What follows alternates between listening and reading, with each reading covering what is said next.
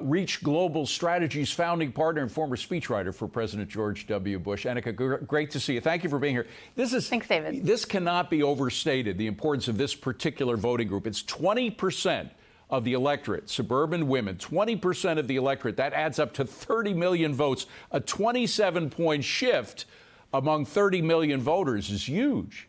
It is. It's gigantic, and it's being echoed by other polls elsewhere. This poll comes on the heels of a New York Times poll that came out recently in October, showing a shift among independent women. This one is even echoing that effect. 20% of white women saying they're more likely to vote for a Republican.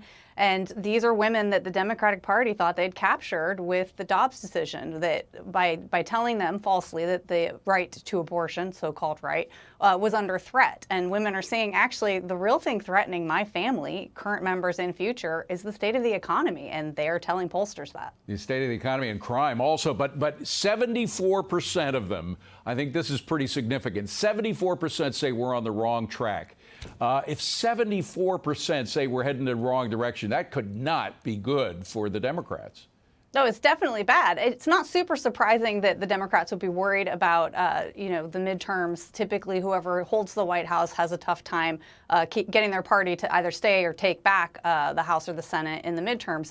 But with these types of margins and with the confidence that the Democrats had because of the Dobbs decision, it is going to be shocking, I think, because of that check to the overconfidence. But interestingly, in this same Wall Street Journal poll, they were saying women were responding, respondents in general were saying not just the great numbers you were mentioning that say the country's on the wrong track, but the economy and inflation is their top issue. And then the next highest is threat to democracy. So it's not just their wallets, but also the direction the country's going, most of whom said we don't trust Democrats to put the country in the right place. Well, so much for the Democrats' idea that the Supreme Court's abortion decision would bring suburban women to their side. We can see it's down there among the issues, but it certainly didn't stop this huge shift.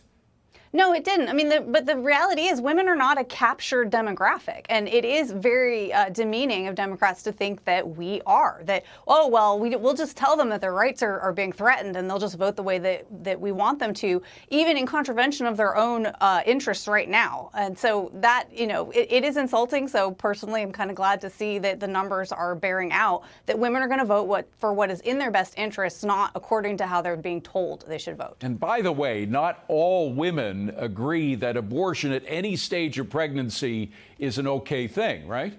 Right. I mean, the majority of the country, men and women, believe that abortion should be fairly rare and it should definitely be left up to the states. So the Supreme Court ruling in that way, it was not this extreme decision that the left has depicted it to be, which is in their interest to do because with Biden in the White House, the way the economy's going, gas prices high, they don't have anything else to kind of try to trick voters into supporting them. And crime, you have to believe that suburban women are very concerned about crime. I mean, they go into the city, they're in the suburbs.